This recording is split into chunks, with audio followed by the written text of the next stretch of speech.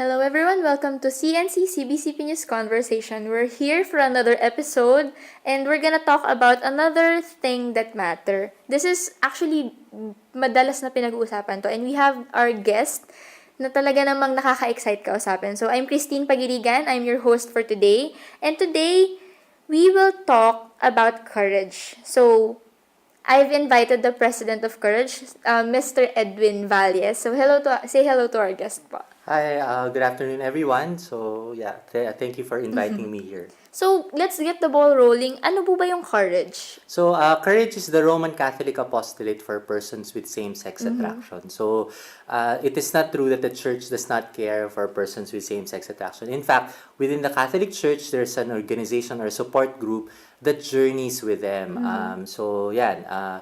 Actually, Courage is an international organization. So, it started in 1980 in New York. Okay. Kailan siya napunta sa Philippines?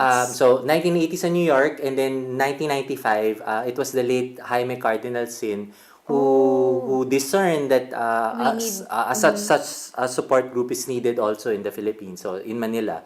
Since 1995, we're already here. In fact, this month, August, is the 22nd anniversary of Courage. Congratulations! Yes. So, kamusta naman yung community? How does it work? Meron po ba siyang chapters per location? Yeah. So, it's a support group community. It's actually, Courage has a canonical status within the Catholic Church. So, its canonical status is that it is a diocesan clerical public association. So, it is a priestly apostolate. So, it's the priests who actually journey with us. Yeah. And it's also diocesan. So, a bishop has to approve the setting up of Courage in his diocese. So, currently, even if we say we're Courage Philippines, the fully functioning chapter is only in Manila at this point. But we've already set up chapters in Legazpi, Albay, through Bishop Bailon. It's still in the early stages. And hopefully, there will be many more chapters. So we're also going around the various dioceses in the country, trying to explain to them what Courage is and I guess the urgency of this type of apostolate in the respective jurisdictions. Meron na, di ba sa Manila pa lang yung base nyo? Pero meron na kayong mga tao from other islands of the Philippines na kasama niyo sa group? So far, wala pa. But what which is unfortunate because Courage has we have a digital online presence. We have a Facebook page. We have a Instagram. Hindi wala na Instagram. So Facebook page and then a website. Okay. So we sometimes get inquiries from all over the country, parang wanting sana for persons struggling with same-sex attraction to have a support group. But unfortunately, we don't have them yet in other places in the country. So, hopefully, in God's time, there will be many more chapters. So, this is gonna be a great opportunity para malaman din ng mga tao. Specifically, kasi online, ang daming taong nakakita eh. Yes. So, hopefully, maabot namin ng iba pang mga dioceses. So, you've talked na gusto nyong lumawak talaga siya. Ano po ba yung objective and mission talaga niya? So, parang Courage has 5 goals actually. Okay. So, this is part of the charter of the group, diba? So, let me just mention the 5 goals. First is the goal of chastity. So, everyone is called to grow in the virtue of chastity. So, all persons are called to live chaste life. So, because walang discrimination sa simbahan, if everyone is called to live chaste lives, so do people struggling with same-sex attraction. And then, that's the first goal. Second goal is prayer and dedication. A typical Catholic organization is really a union towards an increasing sacramental union with the Church. And then third will be fellowship and support. Fourth is chaste friendship. And then fifth is good example. So those are like the 5 goals of Courage. So those are the objectives of every member who participate in Courage. So, ano yung mga ginagawa nyo? What are the programs or activities or events that you do to meet these objectives? So the core of the Courage Apostolate is actually the regular sharing meeting. So I think sharing meeting is quite common in all Catholic communities. But I guess what's different about Courage is that this is one sharing meeting that a person struggling with same-sex attraction can openly and safely talk about their struggles on homosexuality, on same-sex attraction, which they may not, I mean, the opportunities of which may not be available to Yes. them in So, other parang Catholic comfort. communities. Correct, It's gonna exactly. be your So, comfort zone. kasi iba-iba yung levels yan eh. So, yung iba hindi naman out, di ba? So, hindi sila comfortable Yes, to talk yes. about it. And then, so yung second level will be out sila, but even if they're out and accepted by their communities, they feel that maybe other brothers and Yes. sisters in their communities Yes. do not totally understand what they're going through. So at least encourage through the sharing meeting, meron silang nabibigyan sila ng platform to feel that they can, parang they can actually talk about it and not be judged. Freely. Yeah, correct. Yeah. Okay. So, paano po ba nag-approach? How do people approach you and ask for your help? Or how do you become a member? Do you call yourselves members? Yes, member. So, actually, maraming ways, di ba? Yung what we have experienced, there are people who actively seek us, so through our digital presence. So, Mag-message lang sa message sa Facebook or go to the website and then try to contact people there. But the other also effective way of getting to know is actually through the sacrament of confession. So, Okay. several priests who already know about the Courage Apostolate, and when they hear a person Yes. confess about their homosexual sins, then they would normally advise that person to You can go, yes. maybe you need maybe you may need a support group in your journey. So personally, that was my own experience. Okay. So in a retreat, I was able to chat with a retreat master. He already knew that I was struggling with same-sex attraction for like a year or two. And then, parang suddenly he said, oh, maybe you need a support group. Diba? So, sabi ko, parang, meron palang support group. Yes, In yes. I didn't know that such a thing exists. And then sabi niya, in fact, meron. Encourage is the one that is most faithful to the teachings of the Catholic Church. So, that's how He he introduced, sold. yes. Parang binenta niya sa akin yung idea. So, immediately after the retreat, I You contact- actively sought Courage, and then yun, I got interviewed, and then I joined my first meeting in Courage. So, yun yung I guess yun yung most effective way, because if a person already is at the confessional, I think there's already parang that person is more open. Yes. May urge na talaga. Yeah, na, and then there's contrition Yes. on his part, diba? So his or her part. So there's parang yan, more open to receive the full help of the church. Yung meetings niyo po ba, is it regular or Yes. monthly? So we actually meet on a weekly basis sa Manila at least. So twice a month we do the sharing meeting, and then the other two Sundays will be dedicated. One will be a reparation meeting. So that's when we make prayers for the lifestyle, for the gay lifestyle. And then the other one is what we call as a sacrament Sunday. So that's when we break bread together as one community. So, what has been the most challenging part about establishing or strengthening Courage Philippines? Siguro parang yan. I'd like to focus on the personal challenge. Okay. I think the challenge with same-sex attraction is that I think the tendency parang has an attached parang kung magkakakambal na yung shame, 'di ba? So there's a lot of shame attached to the same-sex attraction, that because of this shame it cripples people to seek help, 'di ba? So parang feeling nila, naku, hindi, parang wala na atang solution to, or nakakahiya na humingi ako ng tulong sa iba. So yan, yun yung parang that's what's crippling about the same-sex attraction. So it's that attachment to shame. So, basically, a lot of people, alam mong marami talagang nagsisik ng ganong support group. Unfortunately, because of the discrimination, nahihirapan talaga silang lumapit sa grupo. Actually, kasi discrimination is more like external eh. But yung shame kasi is more internal. So it's a feeling that you or it's a perception that you think that parang you're not worthy, parang na you're beyond God's mercy, 'di ba? So yun yung parang that's in a theological sense, yun yung negative part of shame, 'di ba? So but yun nga, mercy is much bigger. Yes. God's mercy is much bigger than our sinful tendencies, our weaknesses, 'di ba? Or our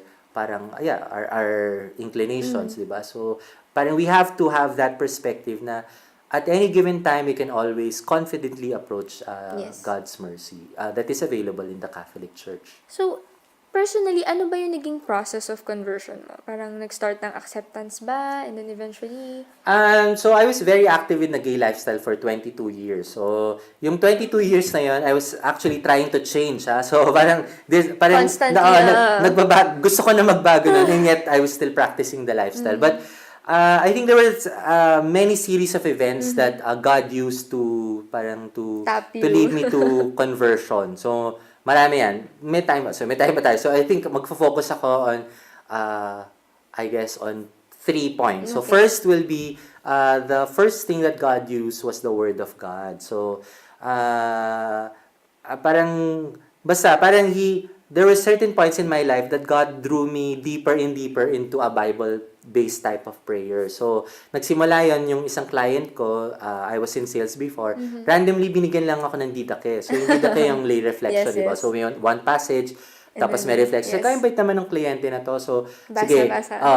I will incorporate this in my prayer life. So, ginawa ko siya. Tapos after a while, parang nabibitin na ako dun sa didake. So, I want to read the Gospel of the Day. So, in addition to didake, binasa ko yung Gospel of the Day in reflections, 365 days with the Lord.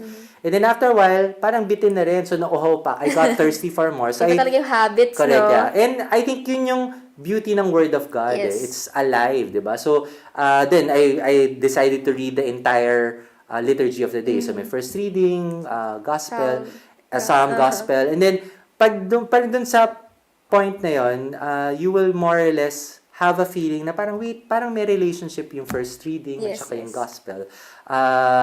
And then I began to realize na parang, wait, parang all the things that are happening in my life, somebody is controlling it, Yes. diba? So parang God is leading me through all the things that are going through my life. And then, I guess because of that, I became more and more open. Open or more sensitive to how He was leading me, diba? Or Did you the things that are happening were in you my life. active sa mga church events that time? So even if I was active in the lifestyle, regular pa rin yung pag-simba ko Okay.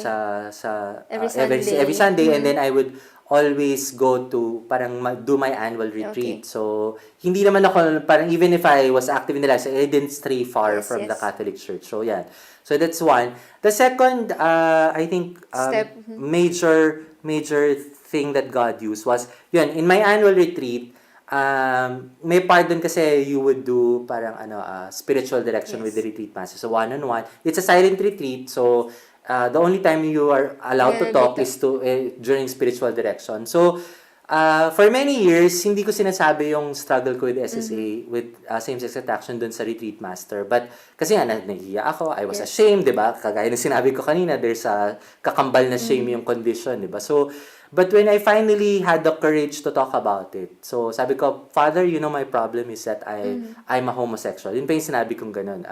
Sabi niya, nagulat ako. So, akala ko, i-judge ako ng pare, ganyan. Oh, parang Sodom and Gomorrah, basahin mo yan, di ba? Parang, akala ko ganun yung approach sa akin. But I was surprised that, in fact, the priest who heard me at the time was very compassionate. So, in fact, ang sinabi niya sa akin, no, you're not a homosexual. You're a child of God. So, Nakataba ng puso yung yeah. gano'n. Actually, nung time na sinabi niya yon, yung initial reaction ko, ano ba naman itong si paring to, di ba?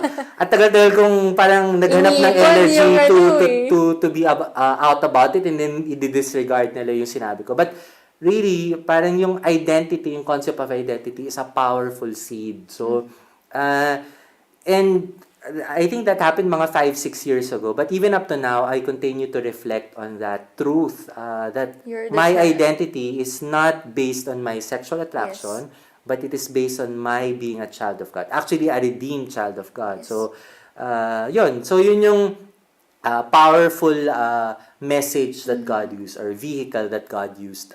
And then the third will be the support group community. Courage. So, dun sa courage, yung sharing meeting namin would start with an accountability statement. Kasi para siyang accountability group na rin eh. So, yun, sabi ko, I'm Edwin, I'm aspiring to be chaste, I've been sober with others, kailan yung last time na nag-commit ng homosexual act, with masturbation and pornography. So, yung very first meeting ko ng courage, I was surprised. Kasi yung mga members ng courage, kahit nag-struggle sila with same-sex attraction, they were sober for years. So, parang 2 years, 3 years, 4 years, maybe ba 5 years, 6 years. Nagugulat ako parang wow.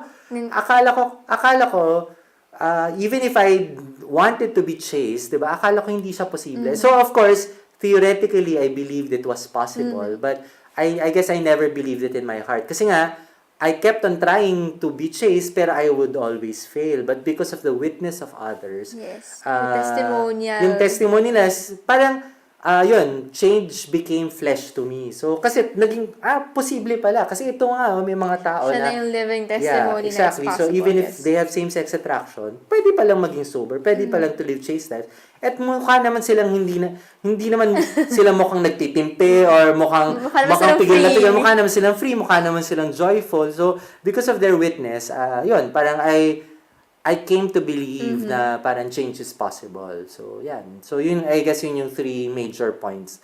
That, of course, there are many more things that God used, but that's what I can parang strongly remember. So, nakita natin kung gaano ka-powerful ang support group. Yes. Naisip ko lang tuloy, why courage yung title, yung name ng group? Actually, yan. Kasi, in a very pornographic, highly sexual culture that we live in, diba? So, it really takes courage to go against the grain, diba? So, and even up to now, diba? So, yung secular media keep on saying that, if you are a male and you're attracted to another male, ang buong pagkatao mo ay bakla ka, di ba? So yung buong identity mo is based on your sexual attraction, di ba? So it really takes courage to say no, parang hindi ganyan, di ba? So yes, sexual attraction is part of me. Yes, it can be a powerful part of me, di ba? Lalo na because it involves yung affections of a person. But it is not my identity, di ba? So my identity is bigger than my sexual attraction, di ba? So to be able to have parang that change of perspective really needs courage. And courage is one of the 7 gifts of the Holy Spirit, di ba? Or also known as fortitude, di ba? In fact, some translations of courage parang in older literature is known as manliness, di ba? So in fact, parang very relevant pa nga yun kasi it's a gender parang meron siyang gender color. May color siya that way, 'di ba? So it's manliness. It's really kasi ganun yung role ng lalaki, 'di ba? So sila talaga they have to conquer their fear, they have to be able to parang yun, go against the grain and parang decide to live a principled life even if others are not doing it or not practicing it, 'di ba? So you've been in the support group for many years now and you've heard many stories of your fellow members sa courage. And you've said yourself, you need courage to actually decide on this kind of lifestyle. Pero marami yung hindi pa nakakarating sa state na yan. And the sad thing is, kahit na nagsistruggle na siya, there are other people actually undermining him pa or her. How do you talk to these people? Parang what are the tips you can give to people on how to connect with people with same-sex attraction? So, I will approach it more like from a pastoral accompaniment, diba? So, kung halimbawa taong simbahan ka or active ka, I think parang we really have to do it in stages, diba? So, the first question that we have to ask is, are these people catechized, diba? So, parang alam ba nila yung teachings of the church, yung parang yan. I mean, are they catechized? Do they know what the faith stands for, di ba? So, and then yung second step nun will be, are they evangelized? So, actually, do they know Jesus Christ personally? So, do they have a personal relationship with Jesus Christ? Kasi, sa totoo lang in my 22 years of being active in the gay lifestyle, marami naman nangyari sa akin. So, I mean, I've put myself in danger, nagkaroon ako ng sexually transmitted infections, ganyan. Pero yung fear tactic or yung mga taong simbahan, parang babasahan ako ng, parang yun na nga, yung mga Sodom and Gomorrah or whatever, di ba? The fear tactic, parang really, sa totoo lang, hindi siya sustainable. So, it may parang produce, parang, temporary result, but it's not long-term. What really converts people will be that personal encounter with Jesus Christ. So, I think yun yung critical, di ba? So, if you want to help persons with same-sex attraction, diba, the best way is to draw them to Jesus Christ, diba? So it can be done in a lot of ways, through the Word of God, like parang my personal experience, or even through liturgy, 'di ba? So yung parang invite them to mass, 'di ba? In the liturgy they will be able to experience the glory and parang look at God with awe, 'di ba? But also yung sacramental, which is the Yes, most of important course. one, 'di ba? Yung sacramental union, yung really yung regular adoration, a frequent reception of the Eucharist as much as possible, 'di ba? Kung nagkasala, parang confession, 'di Confess ba? first, So yes. for communion. So yun, it's that personal encounter with Jesus Christ that will parang convert people, 'di ba? Kasi for example ako, active ako sa lifestyle for 22 years, but at the same time, active rin ako sa simbahan. Nagre-read pa ako annually, faithful naman Yes. ako sa Sunday Mass, di ba? Actually, kung titingnan natin, di ba, I should be happy, di ba? I have the best of both worlds, di ba? So, parang banal-banal ako sa simbahan Katolika, Simbahan. but also flourishing ang aking Worldly, ang aking worldly pursuits, di ba? But in reality, what was happening was that double life was yes. tearing me apart. So, the more, eventually, parang palayo siya ng palayo, di Yes. ba? So, eventually, I came to realize, na parang as my relationship with Jesus Christ deepened, I realized, or I will eventually feel that the more I practice the lifestyle, the farther I Yes. parang or na-break yung deep Connection, relationship ko yes. kay Jesus Christ. So, yan, at a certain point, I had to make that decision, which was just more important. Parang deepening this relationship with Jesus Christ or parang pursuing this lifestyle. So, yun. Mas patimbang talaga si Jesus Christ, Thank di you, ba? Lord. Really, He's parang, that powerful, correct. eh. And that experience of mercy is really powerful. So, yun. And persons with same-sex attraction, especially those active in the lifestyle, need to see that, need to see witnesses of people who have that deep personal relationship with Jesus Christ that exudes joy, 'di ba? That exudes parang deep peace, 'di ba? And happiness, 'di ba? So and in terms relevant to them will be translated into a compassionate, merciful approach, 'di ba? So but of course, compassionate and merciful with truth, 'di ba? Yes, So yes. yun yung importante. So, kung ganon naman na yung sa persons with same-sex attraction, how can people outside, parang kami, how can we support you guys further? Parang, how can we show na we care for you? How can we show that you're welcome in this world? Ano yung pwede naming mga gawin parang pag nakikipag-usap kami sa inyo, communicate with you? Kasi merong mga taong parang gusto nilang tulungan yung mga kaibigan nila na active sa lifestyle, pero hindi nila kayang sabihin. Pero parang friends sila, ganun, super close sila, pero nagiging off-topic na lang lagi. Parang pag na-mention na yung topic na yun, hindi na siya matuloy-tuloy. Kasi nga hindi alam kung paano mag-approach. I think yung example na binigay ni Jesus Christ is parang yung gospel, yung from John, 'di ba? Yung when he met the Samaritan woman in the well, 'di ba? So yun yung I think yun yung template, 'di ba? If you have, 'di ba? So pumunta si Jesus Christ dun sa well, gusto niya ng tubig, ganyan, 'di ba? So may nakita siyang tanghaling tapat, so may nakita siyang babaeng papalapit, magigib ng tubig. So alam niya na itong babaeng to makasalanan, 'di ba? So parang 6 husband na ate yung kasama niya, 'di ba? Adulterous siya na babae. Yun ba ang unang bunga ni Jesus Christ, 'di ba? No. Sabi niya, "Oy, nako babae, parang makasalanan ka," 'di ba? So what Jesus Christ did was to establish a relationship first with that Samaritan woman. Unang-una Samaritan na siya. So yung Jews have nothing to do with the Yes. Samaritan, 'di ba? So culturally they were already separated and yet parang male female.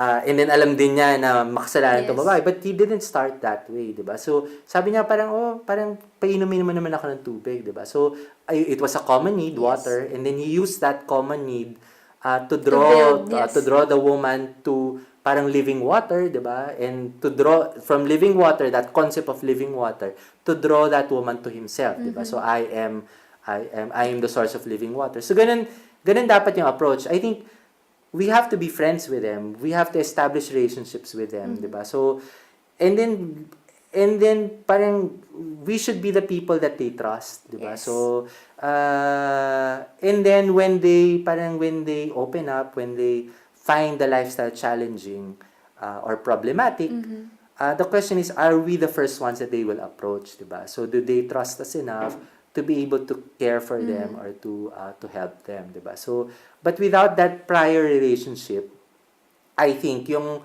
yung parang yung attempt at apostolate will be talagang parang will be perceived as parang intrusion, Yes. 'di ba? Yung ano, kasi wala naman kayong So, establishing trust and friendship friendship, muna yes. talaga.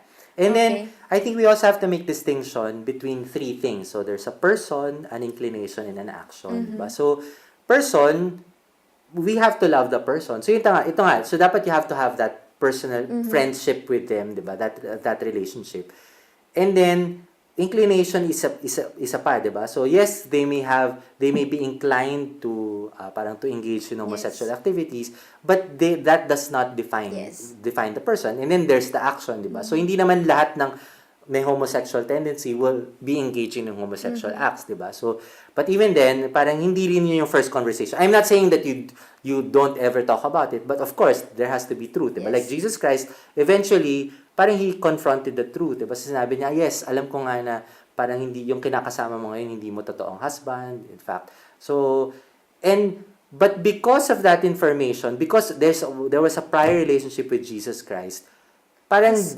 it moved the Yes. woman, 'di ba, to be converted, 'di ba? Eventually na-realize na, oh, I see that you're a prophet, 'di ba? So there's an affirmation of the person of Jesus Christ as a prophet, as a savior, 'di ba? So yeah, because of that past relationship. So in essence, apostolate, akala nating apostolate is, parang magsasalita ka sa MOA arena, 'di ba, in front of thousands of people. Yes. But apostolate in its real essence is really friendship. Yes. So And it happens daily, on a yeah, personal correct. basis. One-on-one, That's diba? the So, more powerful apostolate, no? yeah, Yung in nabubuo small, mo, diba? In yes. small and seemingly insignificant, Yes. diba? So, yun yung gospel yesterday, diba? So, the mustard seed and even the yeast. So, yeah.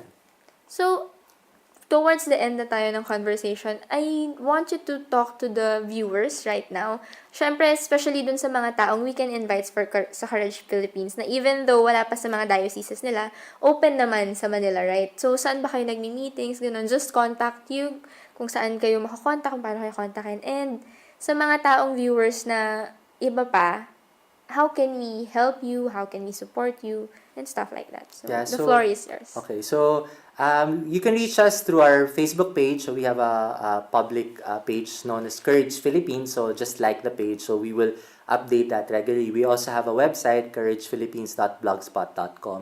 And then the Courage International also has a website, couragerc.org. And then, so to the persons with same-sex attraction, siguro yung message ko sa inyo, sa ating lahat, mga kapatid, na ang simbahang Katolika, parang bahay natin to. So this is our home, di ba? So this is where we belong, and this is where we will be nourished, and this is the best place to journey with, despite all our struggles with our same-sex attraction, di ba? So let us not be afraid to seek God's mercy, diba? So, God's mercy is much, much more than all our sins combined, Yes. diba? So, yun. And then, dun sa mga taong simbahan, yung mga, all other active dun sa church, parang all other members of the Catholic Church. So, definitely we need your prayers, and we also need your help in spreading the word, in spreading the good news. So, from the Catechism of the Catholic Church, the vision of the Church for persons with same-sex attraction is that, to quote, diba, it says that persons with same-sex attraction should gradually and resolutely approach Christian perfection. So, from the point of view of the Catholic Church, a person with same-sex attraction can become a saint, diba? So, this is the vision of the Church, and this is the good news that we need to be spreading to all our brothers and sisters struggling with same-sex attraction. So we need your help Yes. in that regard. Thank you so much, Sir Edwin. So, guys, we are one in the church, and Jesus Christ is, gusto ko yung sinabi mo, Jesus Christ is bigger than all our sins combined. So, this has been a very fruitful episode. So, if you have questions, comments, or inquiries, you can always comment in the comment box or message us or reach them personally. Thank you so much for tuning in. You can view our previous episodes in CBCP News. Thank you, and we'll see you again soon. Thank you, Sir Edwin, for joining us today. Thank It you. has been an honor. Thank you.